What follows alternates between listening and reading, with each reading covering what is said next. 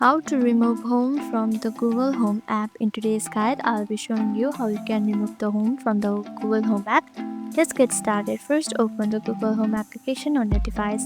Now once you are in, tap on the settings right here. Now just tap on this right here, your account right here. Now once you do that, you can see your admin. Now tap on it. Now you would see leave this home option right here. Just tap on leave this home. Now you can just tap on delete home, and in this way you can leave home on the home app. That's it, your home is deleted. Hope this video helped you. If it did, make sure to give this video a thumbs up and subscribe for more tips and tutorials.